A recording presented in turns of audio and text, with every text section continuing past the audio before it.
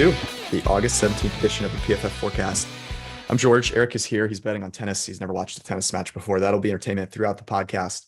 The real main attraction, though, is we finally have dear friend and now a compadre, member of the PFF team, formerly of RotoViz, 4 for 4, established the run 538, where he creates just magnetic content, always gets the people going.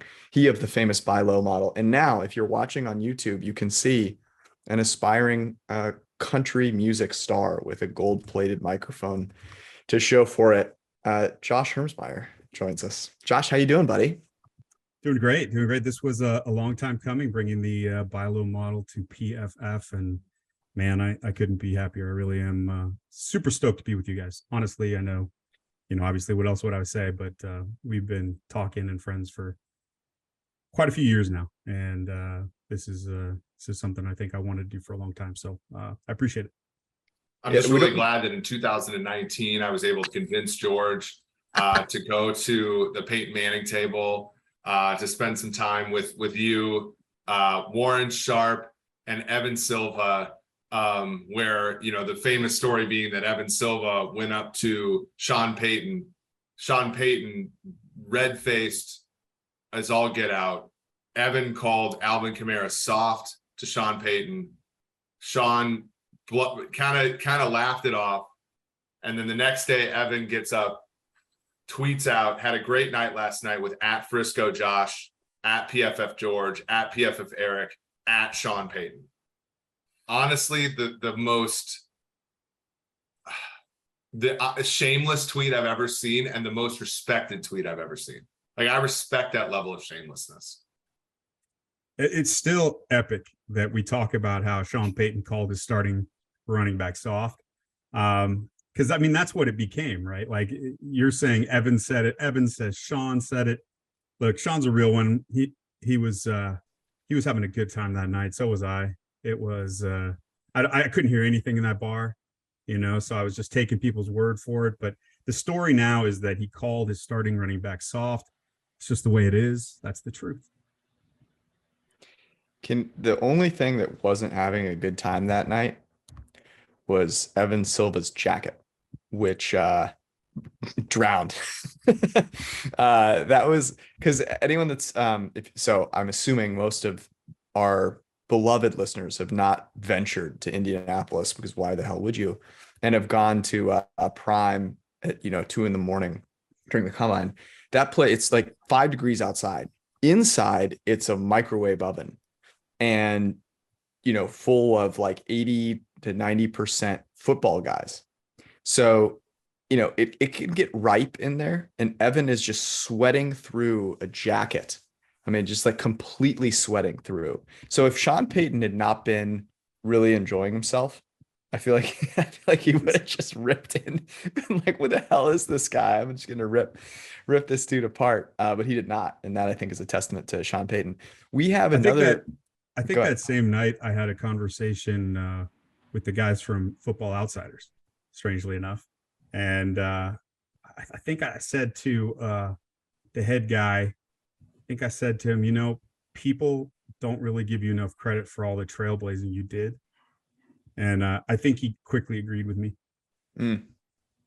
Look at you. You just pump people up. You make people feel good. Yeah. The story that I thought Eric was going to tell was that we got you to come visit us and spend some time with us in Miami during the Super Bowl. And we had a house in South Beach. And so I'm like, Josh, you gotta come. It's gonna be a blast. It's gonna be awesome. So Josh is like, okay, screw it. I'm sure George seems like a normal human who would, get a house with enough, room for everybody and food, and I'm sure it'll be great. So long story short, night one comes around. You and I are laying on a sofa. I have been thoughtful. I have like a sleeping bag of sorts. You are just fully clothed, laying down on the sofa, trying to sleep. I don't feel bad for people that frequently. It was one of the most painful things I've ever watched in my entire life. And the next day, you're like, you know what? I think I'm just gonna find a place. I think I can do this. I actually enjoyed the night we watched some football, and We watched a lot of the problem. The problem was I was on a deadline, so I worked until like 2 a.m. That's right. and then I needed to sleep, and it just wasn't happening. It wasn't your fault. Like, I've crashed on couches before, no big deal. Asshole in the castle. It was just, that was not the night for it. I respect you. I would do the same thing. We made up for it though. We went to a nice, went to a nice steak dinner where famously Steve Palazzolo showed up, ate a steak, and then left. Which he's a devout listener of this podcast, so he'll definitely hear that story. Let's talk a little bit before we get into some of the kind of the storylines for this season. But for people that do not know, talk a little bit about the buy low model, the process, maybe how you actually kind of came up with it. What was sort of the thing that you were trying to figure out, and just give the people a little taste of what's coming. Yeah, so in fantasy, DFS, even prop bets, it's difficult to predict when a receiver is going to have a spike game, when he's going to blow up. And all receivers, it doesn't matter how good they are. It could be, the example I always use was Julio Jones. He's probably washed now, but he was, one of the best and fairly consistent, and he got tons of targets. But even his performance graph, if you look at it week to week, resembled a sine wave. So the best leading indicators we have for like future production are always opportunity based. And when I began modeling this back in 2016, air yards were this new metric that people weren't leveraging for wide receivers as much. I mean, Mike Clay used it, formerly of PFF. He used it, but he collapsed it into like a point estimate for ADOT. And then like Brian Burke had used it, but it was mainly for quarterbacks. The aforementioned Football Outsiders folks, they used it for things like Alex. But again, it was quarterback focused. So I took it and I looked at it, flipped it on the other end and looked at it from the quarterback, or excuse me, the wide receivers perspective. And I found that it was a great way to kind of show the leverage behind each target. And then if you add in things like, yards that they could have gotten, intended yards on things like penalties, you got a pretty good idea about what the offensive coordinator and the quarterback wanted to do with that player, that receiver. And that in general, right, is stickier week to week than the variability and the variance we find in actual performance. And so that's really the main idea driving the model. But the reason why it's so useful is that because of that other end of it, which is that wide receiver production is so hard to get a handle on a week-to-week basis, to even get a short list of players that you think might perform outsized to expectation is hard to do. But then on top of that, when you're going to differentiate yourself from the rest of the market by playing those guys, if it's DFS, if it's a tournament, that's an added bonus as well. Because a lot of these guys, they look like trash, and they're not a guy you probably want to build a lineup around or even stick in one and just throw a lineup away. So for those reasons, it's been a successful model these past 6 years now. And I'm stoked to see it kind of take maybe a different turn this year. I'm I'm back testing a few new things with some of the metrics you guys have, and hopefully it'll be even better.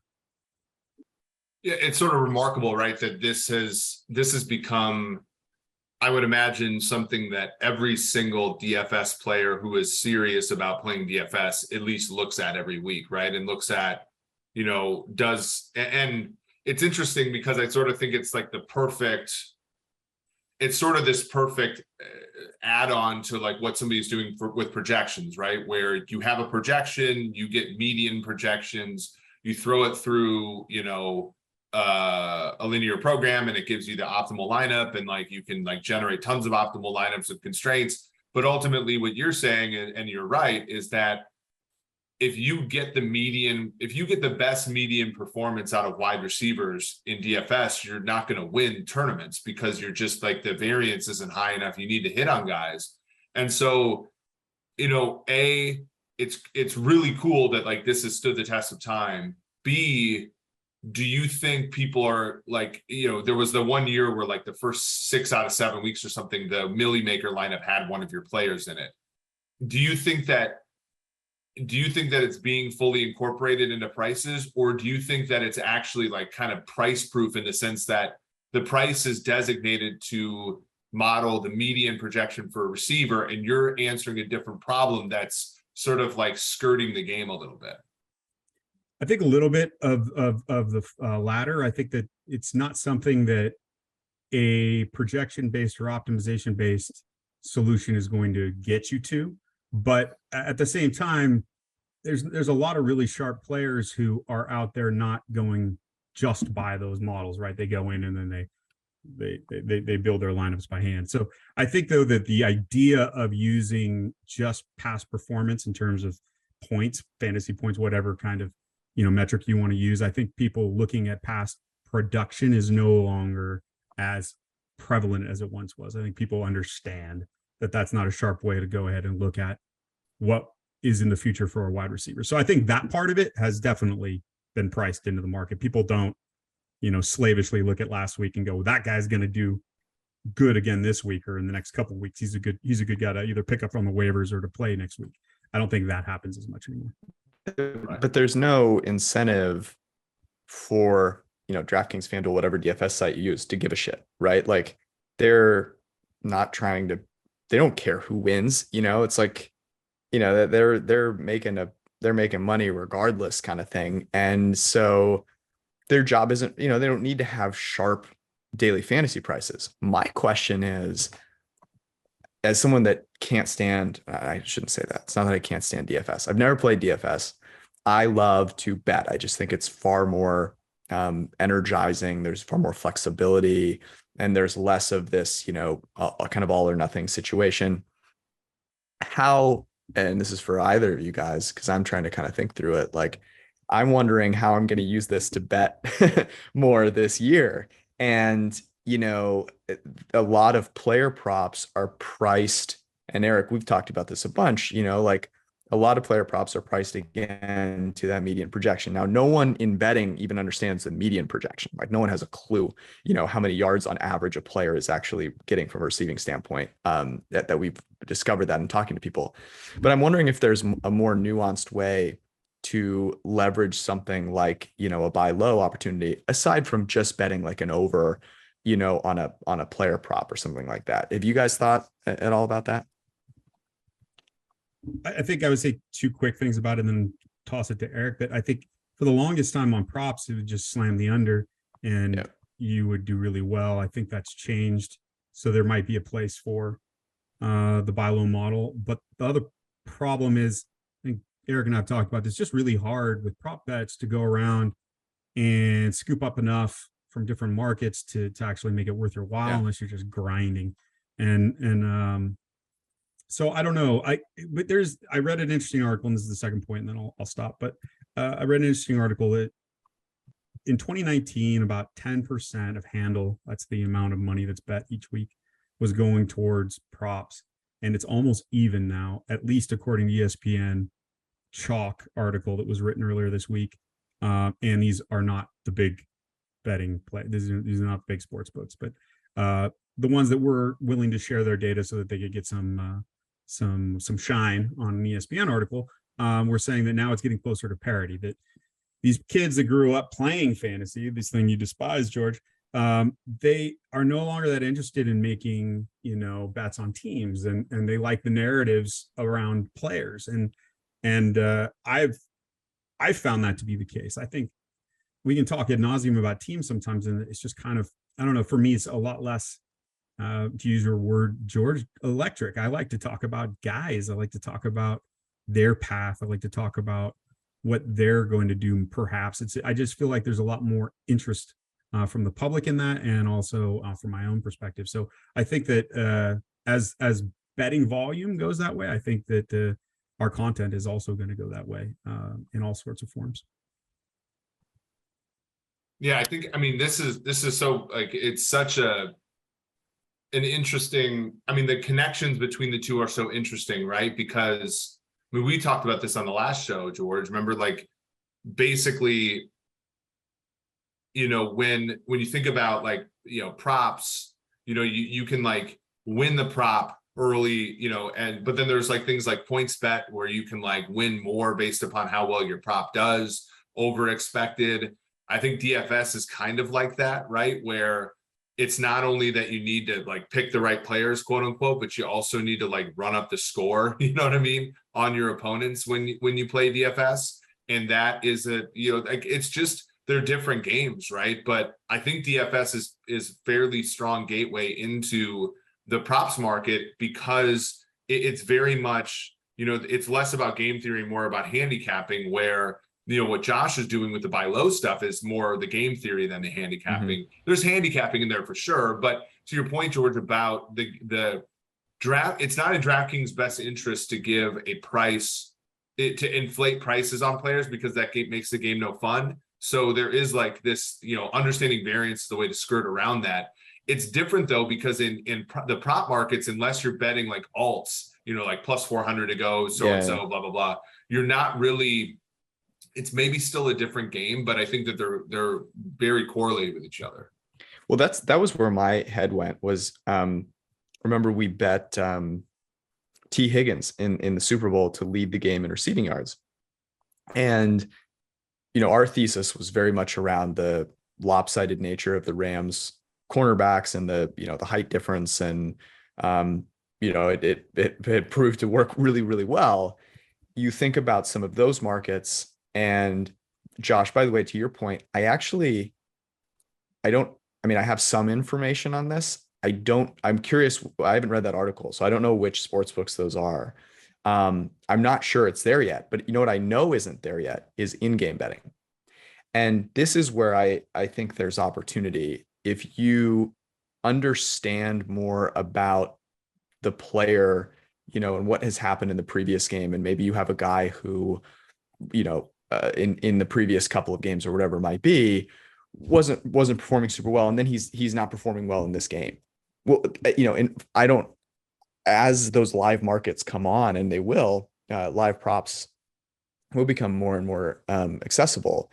You could really have those opportunities to, if maybe not if you're a professional bettor, but if you're a guy that wants to enjoy the game more, like that to me is another opportunity. And then I think about, some of the ways that you could take shots on these players almost in a kind of DFS way, except that you don't have to like beat a bunch of other people, where people love to bet parlays. I mean, that's the thing that's growing the most. And the one data point that I do have on the betting market is the margin.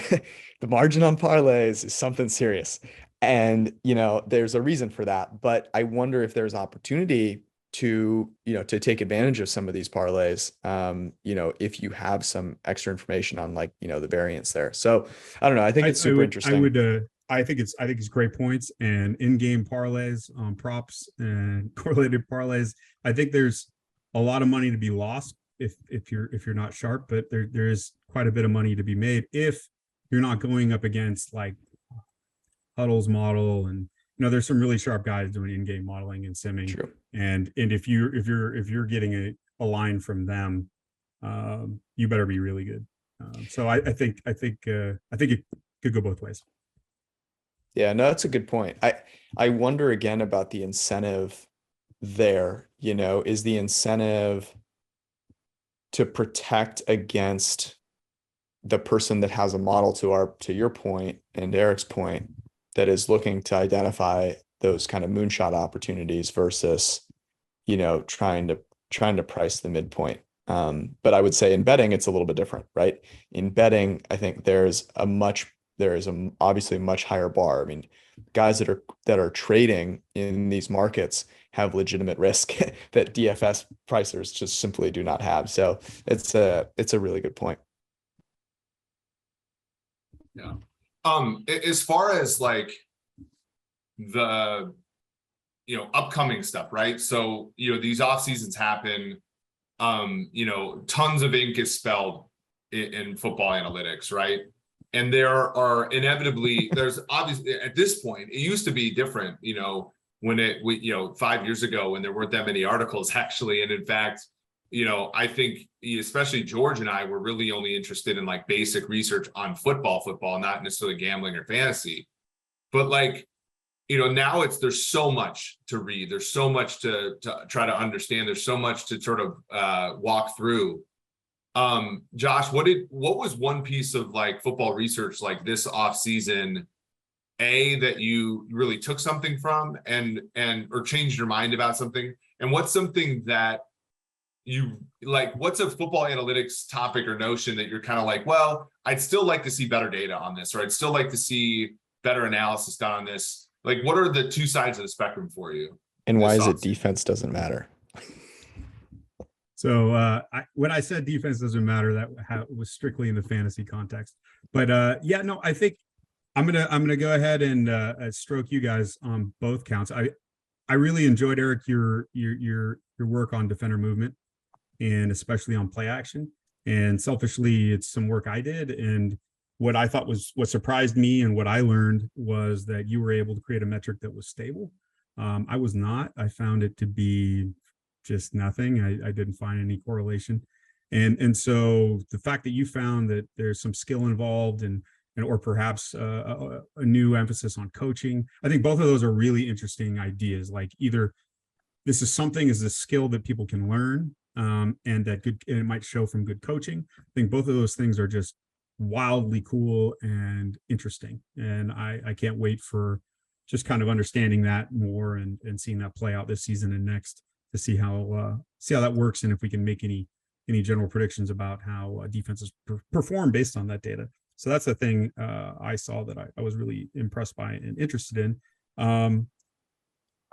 Other stuff you guys have been doing was this stuff where you just started doing tracking of defensive backs that weren't targeted, right? That this impossible problem of how do you measure something that doesn't happen, and I think you did great work on putting together an idea of what perfect coverage is, and that really confirmed my priors about these general ideas of who I have are good. These are good DBs, and they seem to show up on your guys' lists, and you got a great team of interns this year who've been doing awesome work with that, and Timo's been doing some work with it, and I thought all that was just stellar stuff. I think most of the stuff I was impressed with this off season came from PFF. So another reason why I was stoked to join you guys.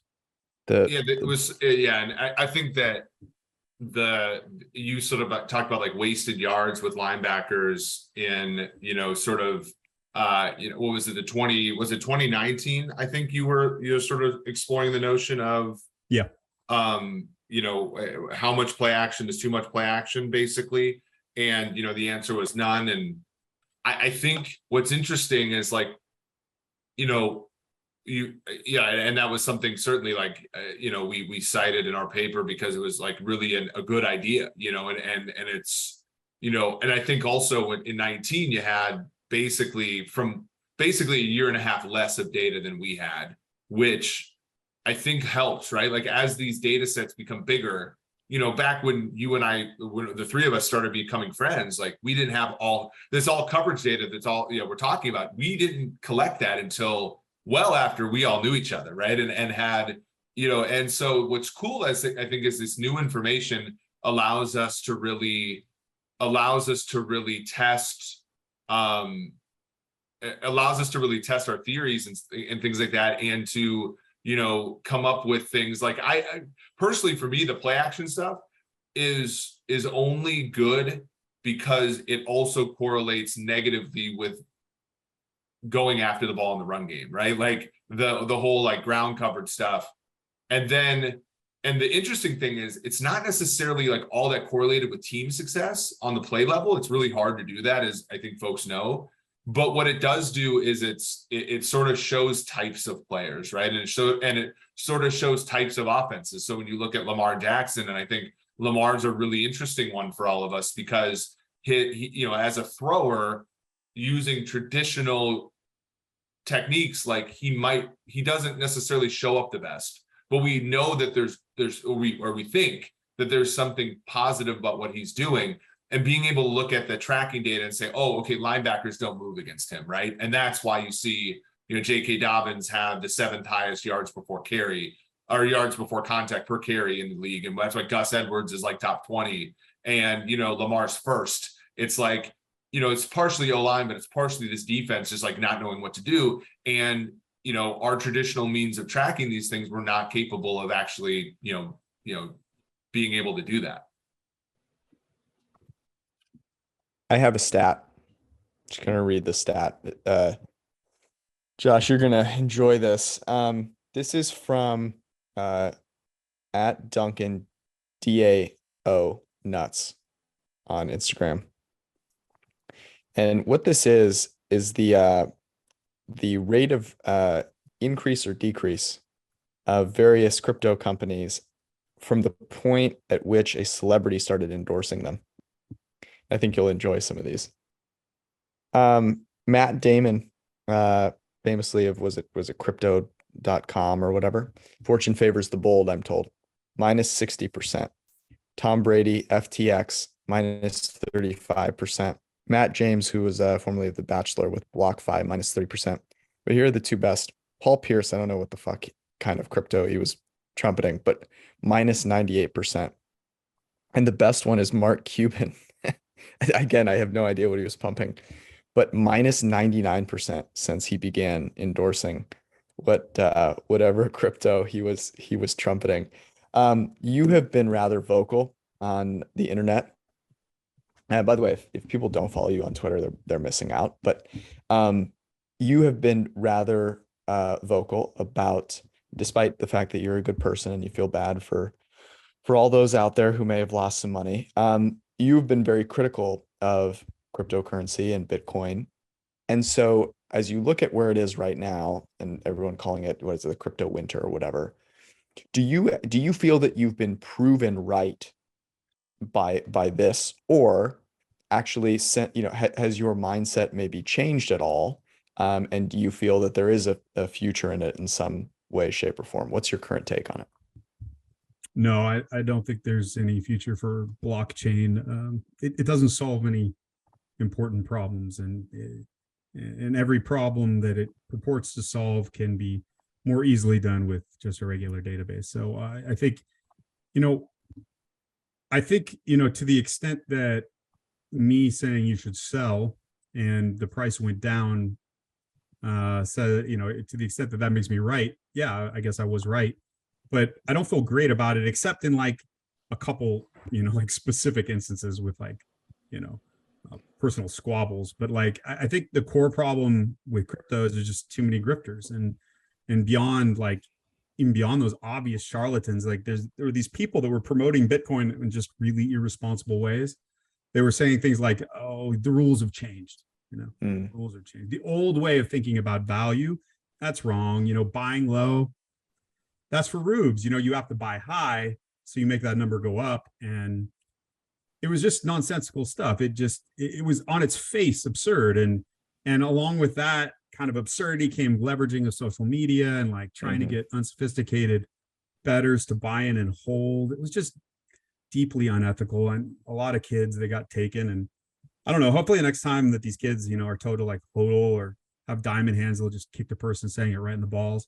I mean, maybe that is the bright side, because like if a generation of young investors learn that if you don't have an exit plan, you're the mark, then maybe that's worth the destruction of $1 trillion in like fake value. Like, but I don't know, I'm dubious. Like Charles Mackay, he wrote Extraordinary Popular Delusions and the Madness of Crowds. He wrote that in 1841.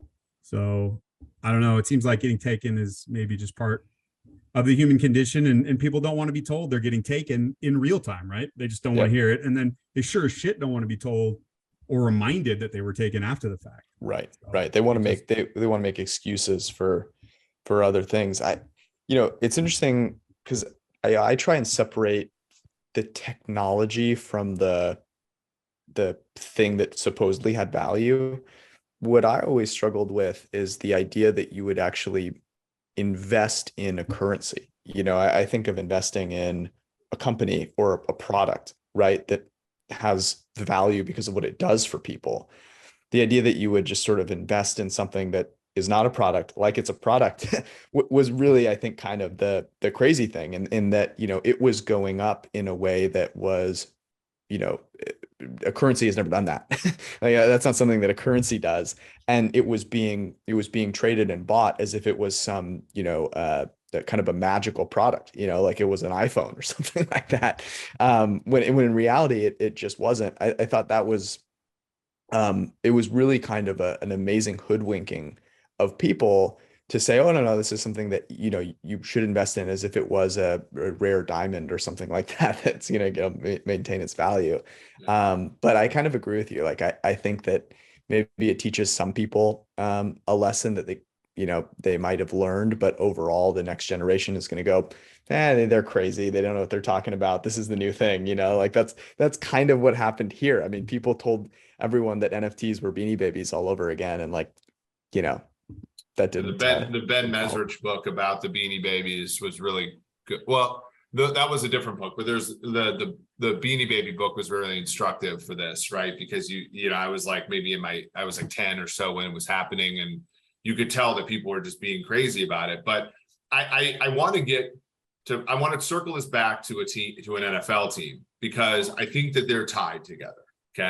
Okay. Josh, do you think the Bitcoin sort of craze is part of just like a FOMO culture, where the last thing you want to see is your idiot neighbor getting rich, right?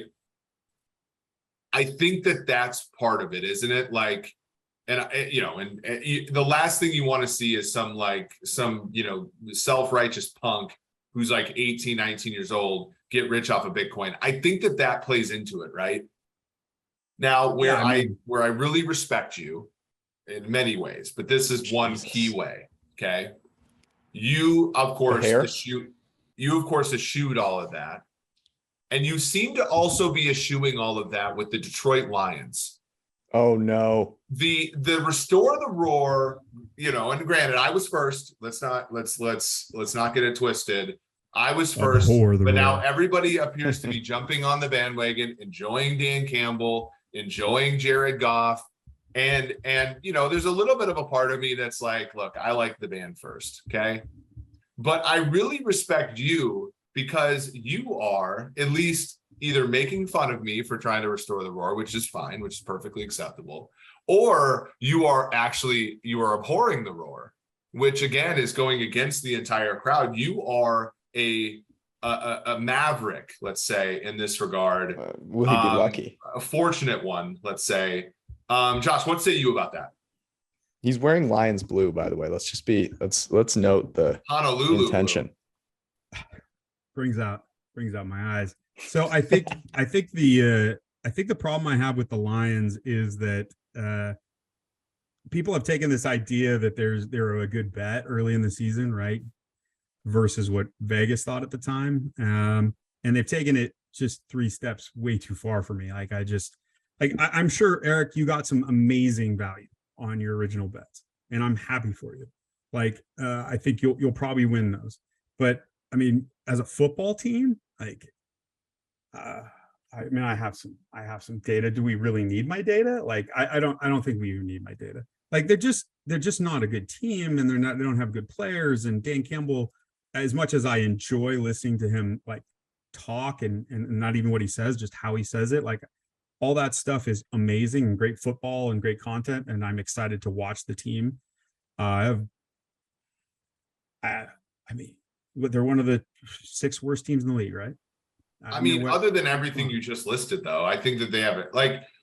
So when I think about a team in the NFL, and this is, I think, where I could get in trouble, is I think of bets. We talked about this with Fabian Zuma when he was on Sunday. Zuma.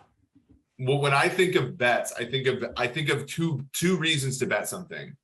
One of them is structural, so like Wong teasers in the preseason, or the whole market's painted -2.5, and you can get a +3 somewhere, all that kind of stuff. Those are independent of what I think of a team.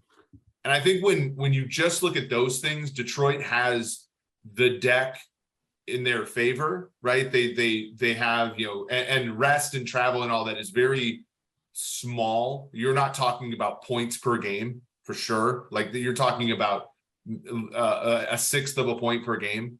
But then you add on top of that their opponents, and that's about 7/10 of a point per game is what I've calculated in terms of our rating system.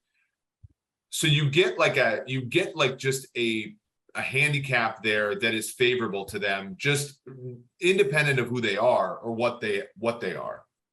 And from there, like, I think the positive case is that they have very good investments in very valuable positions along at least their offense.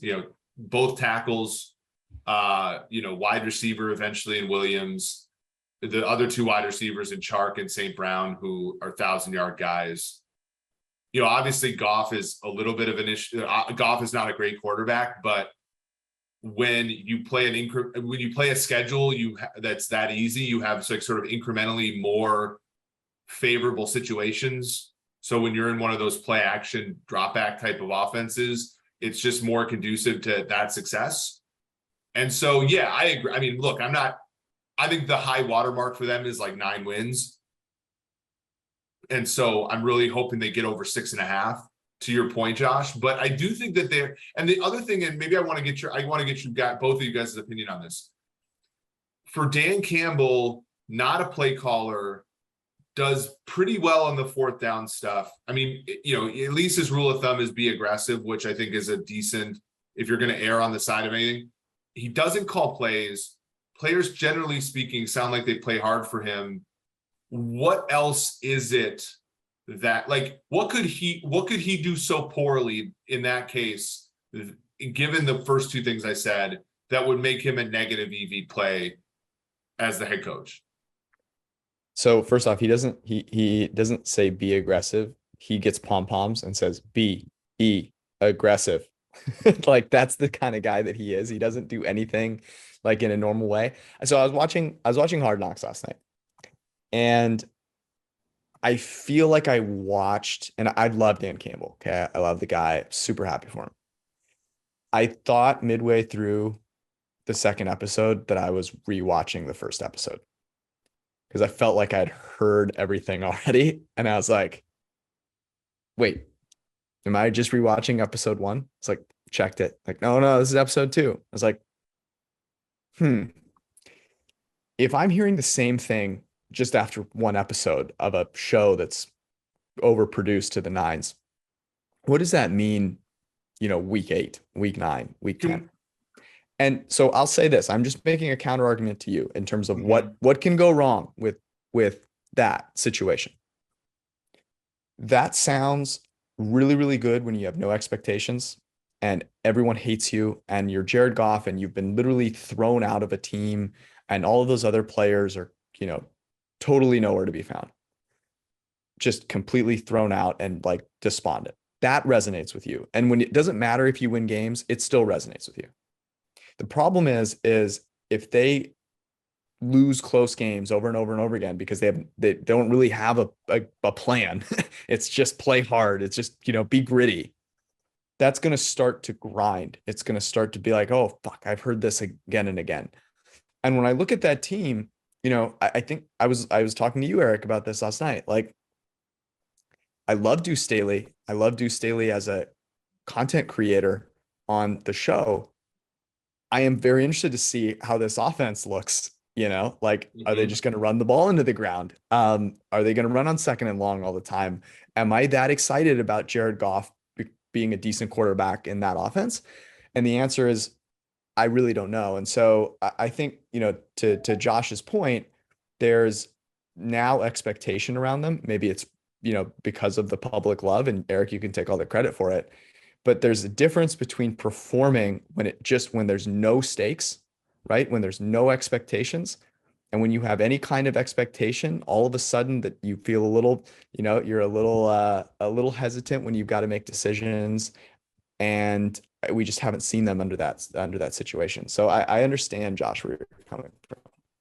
Yeah, I agree with all that. I think that if I was Dan Campbell, my shelf life with that kind of energy and his kind of tropes is probably 2 seasons, right? And so I would have kept some of this held in abeyance, and I would have saved it when I got a quarterback, and then I would have unleashed all the Danisms, and I just would have tried to marshal the forces to just crush it in a season where there was real hope, right, for something more. And I think the unfortunate thing is he's going to use up all of his coaching capital by the time his team is actually in a place to contend. Yeah, I think all of those risks are reasonable. I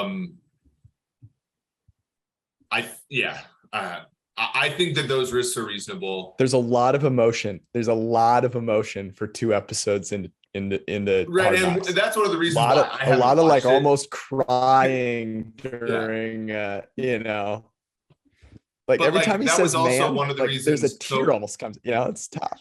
Yeah, I mean, I think that type of coaches work before in the Tomlins and the Vrabels and stuff like that.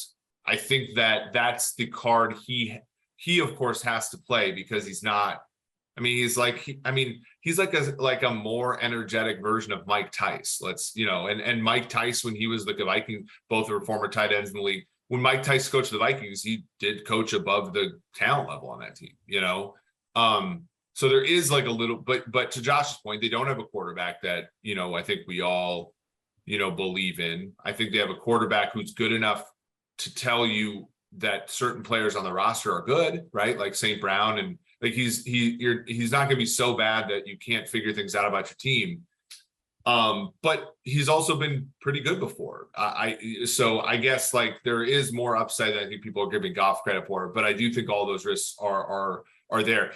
George, your issue with Hard Knocks becoming stale after 2 episodes is that, I mean,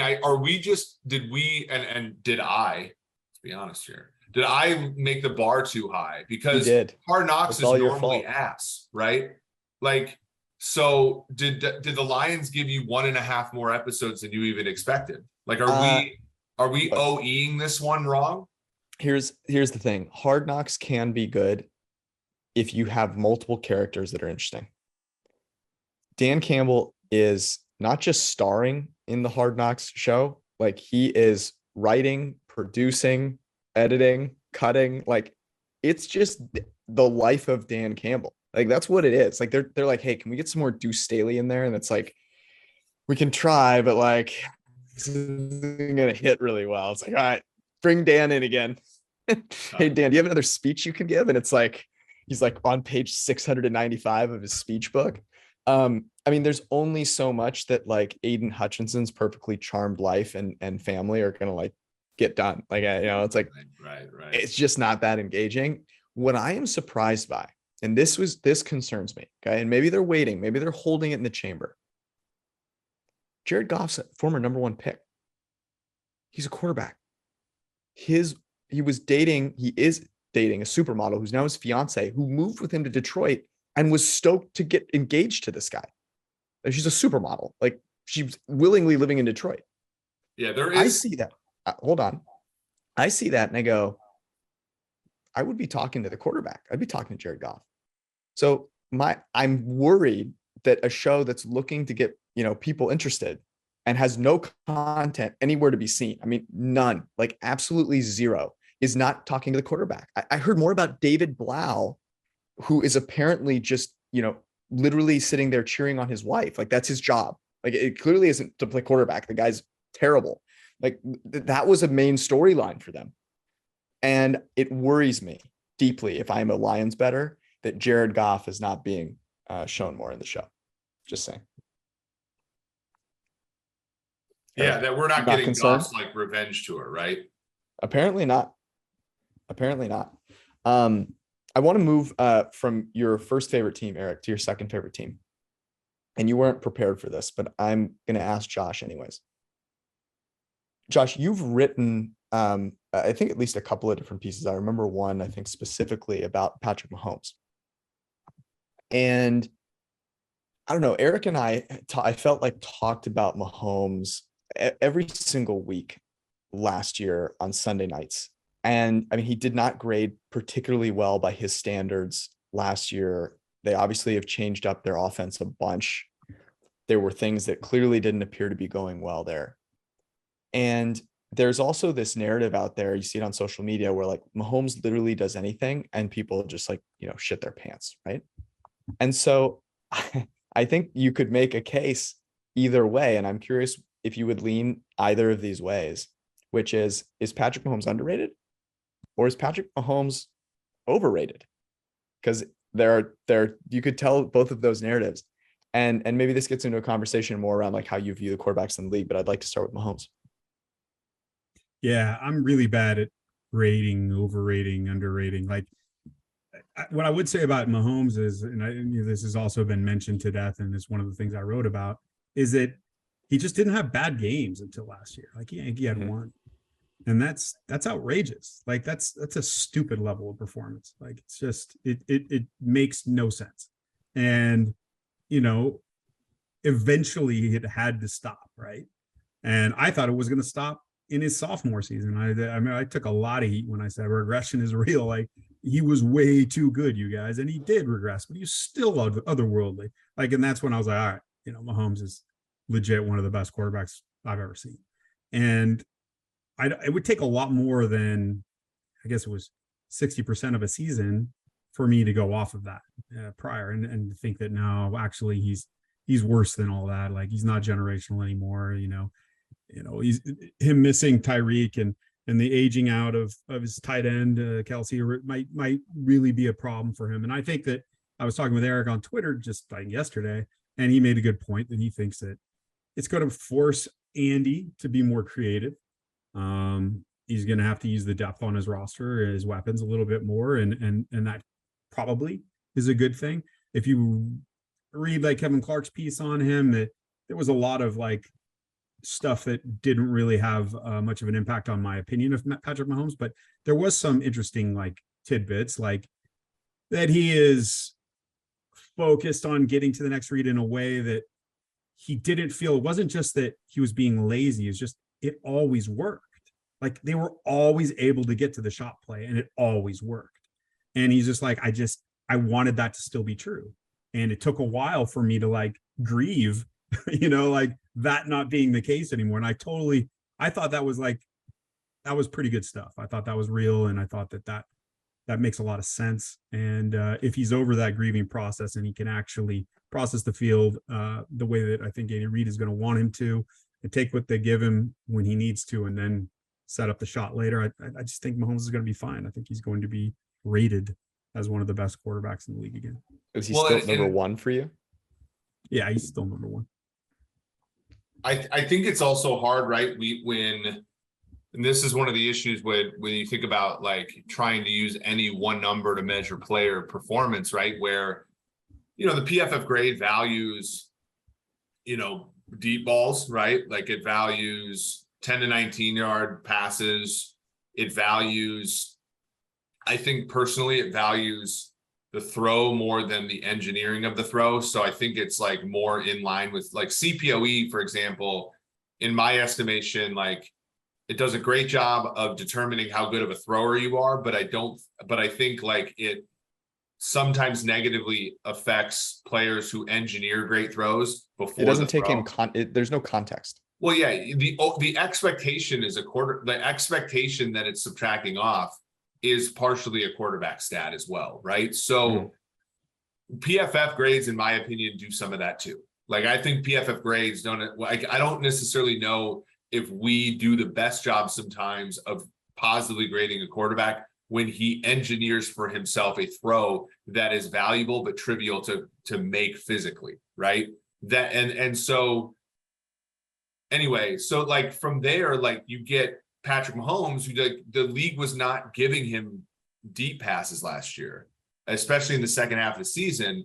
His big time throw rate goes down. And like, if you know how our grades are computed, that's going to lead to a worse grade. That offense still led the NFL in points per drive. That that offense was still super efficient from an EPA perspective and so on. That I think that the problem, I said this to Josh, is like the NFL like set out for off seasons now to make the Chiefs play left-handed. And to their credit, I think they did a really good job of learning how to play left-handed better incrementally last year. Like as they finished, they won like 7 of their last 8 games. They had the great Buffalo game, and then they had a great half against the Bengals. And of course it melted down at the end. But like, but the question I think that they answered with a no is, do you want to have to optimize yourself as a left-handed team? And I think instead they said, well, like, let's change who we are so that we can optimize that. And if it's slightly different or drastically different than what the league knows us as, maybe there's a reintroduction of this edge that we had at the beginning of the Mahomes era. Because I don't think they had an edge anymore, you know, from a schematic standpoint, the last like maybe year and a half. Like, I think it was just really talented play caller, really talented coach, but I don't think they had a schematic edge anymore because the league like put their heads together to stop it. And so this isn't to say that they'll have an edge with this new offense. I mean, it's, you know, Juju's already had a hurt knee. You know, McCole Hardman hurt his groin and stuff. Like, it might not work, but I think at least trying is better than continuing to try to grind out, you know, 12-win seasons the hard way. I don't know. You know, it's interesting. I would still have Mahomes 1. Although I think that the margin, you know, used to be what felt like a mile. I don't think it's that way anymore. I really don't. And you know, I think you have to consider the fact that, I mean, look, Tyreek Hill is the highest paid receiver in the NFL. Travis Kelce was the best tight end. I think you can make some arguments there now, but that helps. He had an above average offensive line, had a really great scheme. And what it does to me is less about highlighting, you know, anything that's wrong with Mahomes. There's adjustment. There's always adjustment, and whether he adjusts or not will tell the story here. To me, your point, Eric, about engineering throws, it highlights actually the greatness of Tom Brady, in my opinion.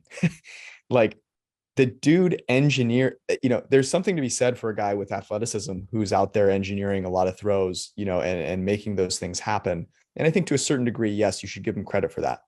But there's also the ability to get that done, you know, the way that Tom Brady does. Tom Brady can't do like 99% of the things that Patrick Mahomes does, like on a play-to-play basis, which I think is, you know, and yet has engineered all of those things from within the pocket over and over and over again. I just think it's so funny to look at the way that, you know, right now, if you had to pick a quarterback for the future, it better look like Patrick Mahomes or Josh Allen or Lamar Jackson or, you know, one of these players that can do all of those things because of the way that the NFL is trending. A guy like Tom Brady is such a you know, a one-off. Like, I'm not sure we'll ever see anything like that again. Like, I really don't. You know, especially with, you know, where, you know, like human and athletic performance is going. Like, I think we may look back, you know, 20 years from now and be like, can you believe that a guy like Tom Brady existed? Like, you know, it's just not something that we're going to see again. Maybe it'll be Jimmy Garoppolo, you know, maybe he takes the throne, you know, at some point, but I don't know. I just think that I agree with both of you, and I'm excited to watch the Chiefs maybe for the first time in a few seasons after they beat my Niners. I'm really excited to see like what that offense looks like. Josh, you are kind of famous for taking these contrarian views. I appreciate both of them that you've had thus far. I'm sure you're going to give me one again here. Who are you interested in team-wise this upcoming season? What are the narratives or storylines that you are excited to follow and learn from? Yeah, they're not really team-based, they're player-based for the reasons I already talked about, really. Just that I think that there's a growing number of people who follow the NFL for the player narrative rather than the team narrative. I think team narrative has grown a little stale. So that's my first point. The second is, you know, given that I have an article coming out tomorrow, and one of the guys I talk about is Trey Lance, who says your 49ers. So I'd love to hear your thoughts on this, but like the greenest of the green quarterbacks, like a total projection in almost every way. You know, you hear good things out of camp, you hear good things, you see a good performance maybe on week 1 of the preseason, and then you see him in practice, you know, where he can't complete passes within structure, and he's got to, you know, bail and make plays on the move, which is fine. It's great, you know, but what I looked at one specific aspect of his play, and that was his rushing ability. We had, I forget the exact number, something like 29 rushes in the regular season. You know, I could have expanded to the playoffs. I just think things are just a little different in the playoffs. So I just looked at the regular season. Like, on zone read, which is an important part of Shanahan's Mhm. offense. Mhm.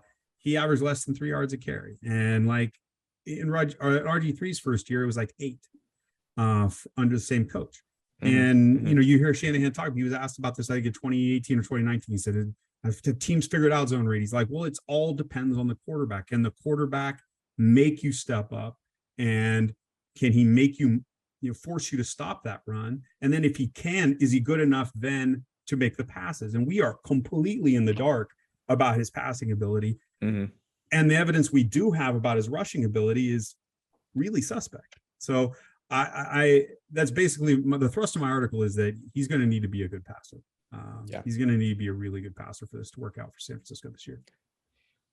I was going to have I have a similar take in that the passing is something that I think we're taking for granted a little bit.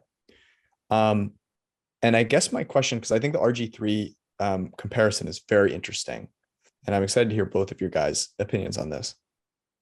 RG3 had an amazing rookie season. I mean, it was ridiculous. And RG3 is not a great quarterback. And the downfall of him was that he thought he was going to be a great quarterback from a passing standpoint, and it got injured, and that just didn't work out. And what is a great passer if you can get the running stuff down? And I get, granted, that's a big if. But what I'm really interested to see is, what does Kyle Shanahan's offense do for Trey Lance? Is it something that he's able to pull that string that he was able to pull with RG3? Because if not, who does that reflect poorly on? You might say Trey Lance. I think this is a big season for Kyle Shanahan, in the sense that, not only did he co-sign on, picking Trey Lance, right? This was their guy, unless you believe some sort of conspiracy theory. But you've got to think that when Kyle Shanahan makes a play like that, in his mind, he goes, this is the piece that I need, right? I mean, that's basically what he said. He's been to the Super Bowl. He's been to within a shot of the Super Bowl, a dropped interception with a quarterback that had a half paralyzed body, and it would happen to be his right side. So he's basically saying, this is all I need. And I think it's a really good point. And I will be more interested in what that looks like from a passing standpoint than a running standpoint with Shanahan and Lance. And has there been a quarterback that we've had less data on going into a big season? I mean, Eric, you may come up with somebody, but we know nothing about this guy, just absolutely nothing. Because you look back at those games, Josh, and the team was not preparing for Trey Lance to play. He came in on random plays, and then he had to come in for a couple of injured Garoppolo starts. They were not prepared for Trey Lance to be the starter. So we know nothing.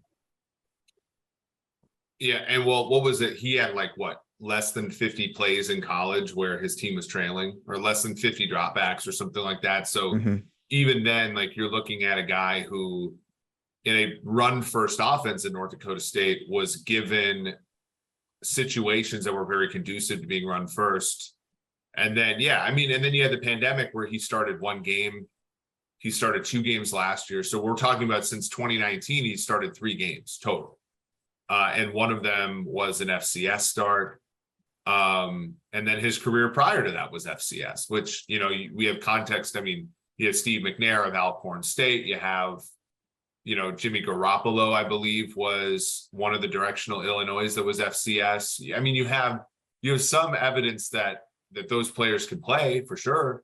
But their error bars are substantial, aren't they? What's his floor? I think his floor is, and here's the way I would frame things. His floor is way lower than a 3rd overall pick should be, in my opinion. Now, I mean, you still have, Jamarcus kind of busts, so I mean, the floor is the floor. The floor is 0. The floor is out of the league in 3 years. But I mean, I think at this point, maybe this is a poor statement to make, but it felt like we had wrung out a little bit of the risk in top of the first round quarterbacks. We had made some progress, and he seems like just a wild swing with a really high pick. Right. I thought well, I was during just the going to draft say, show, George was so, and granted, like Mac Jones, I mean, the book is not written on him at all he's either. a top 100 player, Eric, Yeah. in the league. Well, I said on the draft show that like I felt like we were so, and this is partially us betting. So like there's obviously, you know, you're root for your bet in some ways sometimes, right? But we were so relieved, I guess, that Shannon, and it wasn't even that like Mac Jones wasn't necessarily worth the third pick. It was more like we didn't think that he was worth mortgaging the future of the draft to take, right? At 3, when the only thing that was pushing his number up to 3 was the trade, right? Like it was that was the hard part for us to square. Like we, you know, for us, it was like, well, in a rational world, you know, why would you trade that many draft picks to move up and get a guy you very well could have gotten at 12? That was but then when he took Lance, we were all sort of relieved that that wasn't the case. And we never took a step back to look and say, as Josh said, the distribution was super wide on Lance, right? Where Fields could have been, you know, a player there. Mac Jones, you know, I think ultimately, if you're a Niners fan and you want some sort of like, you know, well, you know, you're not drafting a 3 if you're redrafting now. If you're drafting a 3, you're not taking Lance, right? If you're redrafting, you may Really? take Mac, but I also think. I'm not taking Mac Jones. There's no way I'm taking Mac Jones. Mac Jones. Did you watch?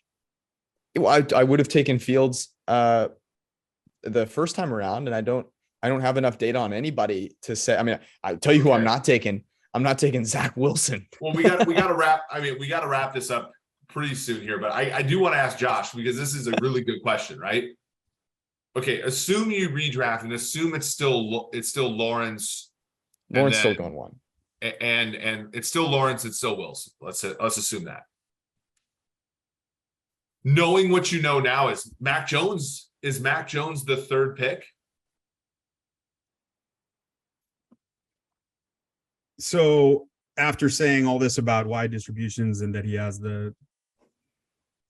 a really low floor, I mean, Mac Jones is one of those guys. He's like, his ceiling is probably what we saw. I mean, he might get a little bit better, but he's going to be like the 15th, 14th best quarterback in the league. Like, that's kind of what you're getting.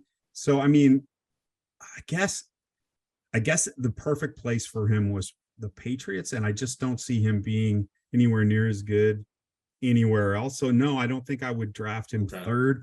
But I would draft him higher than he went. I think Fields, he dropped too far. I think he would be up there. Zach Wilson seemed, I know you loved him, Eric. I know the numbers that you have, your stuff liked him. I think a lot of with Wilson has been, you know, injury and a much poorer surrounding cast than maybe people thought. Yeah. And then this year things were lining up, and now he's re-injured. So I don't know. It's a tough race for that kid. You know, he's had a wild off season. So I thought he might mature in the pocket. One way to put it. You were saying things were lining up for him, but it felt like there was another entity lining up for him this offseason. But the Real Housewives of New Jersey is. But like, I mean, but you're right. I mean, Josh, he's injured like and focusing on his real. The one thing that I don't think properly incorporated in the models is like Zach Wilson kind of reminds me of another BYU quarterback in Jim McMahon, right? Where he's smaller. Not Taysom Hill. Okay. Jim McMahon probably, let's just put it like Jim McMahon has put a couple pelts on the wall, let's just say.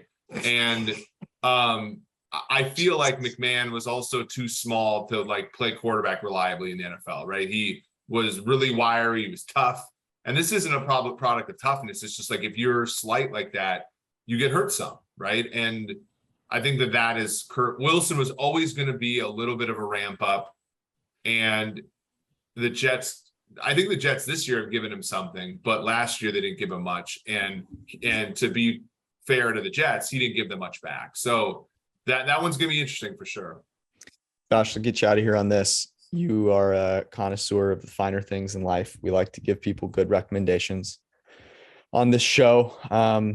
You know, Eric and I have just been lauded for our recommendations, but not often do we get a chance to recommend, you know, a good bottle of wine or good bottle of whiskey or something like that. So you generally do a good job of giving people things that they'll like and that they can afford.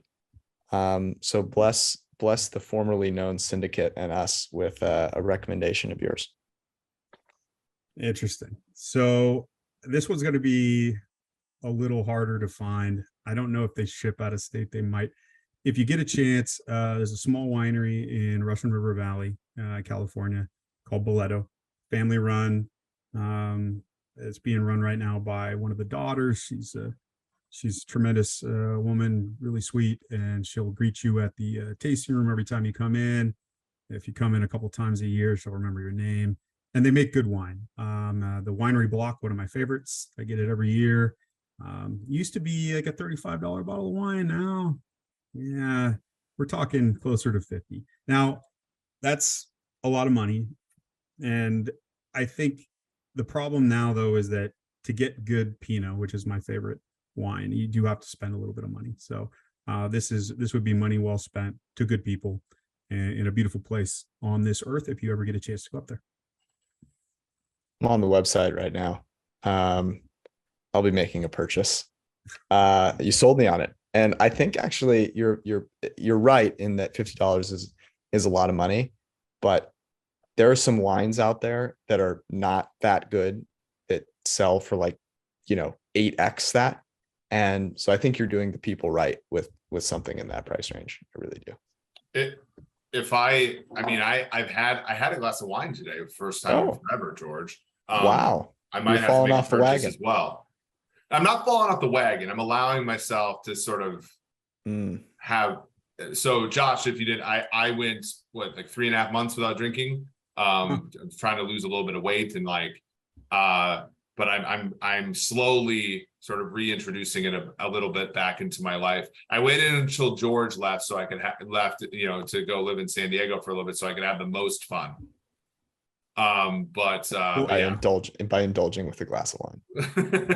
Yeah, big time. I'm actually doing something similar right now. In a couple weeks, I'm gonna be at the Bengals game for a night, and then we're going to Miami Beach. So I am, George. I'm cutting right now. Good for you. Yeah, good. I support that. When you go to Miami Beach, if you're going to South Beach and you're not preparing weeks in advance, then you're not doing it right. Yeah, exactly. Yeah. Well, good for you. If you need any tips, Eric can help. He obviously professional cutter. I thought it was interesting because Josh, you were like, George, I'm cutting. And I'm like, George has never had to cut in his life. I'm the cutter of the weight here. George, by the way, as people will know, it has, I would say, reasonable takes on before and after stuff. Your take is that you should never have to be part of a before picture, which I get. So, but for those of us who are part of a before picture, I get where you're coming from. We started the podcast talking about the chances that if I find success in life, I end up doing TED Talks about getting yourself in shape. This has confirmed that will not be happening. You don't need to worry about it. I've been outed as I can't come up with a story. I don't have I was once 300 pound story. Right. So can't do it. Josh, you've been saved your whole life. You're going to be a crappy pastor. True. Yeah. I'm a virgin in that regard. Josh, this was a blast. We're excited about this season. We'll obviously have to do this again. We should do this in person at some point with some wine. It's been too long. We appreciate you. Give our best to the whole family, and great to talk to you again, buddy. I appreciate it. Thanks, guys.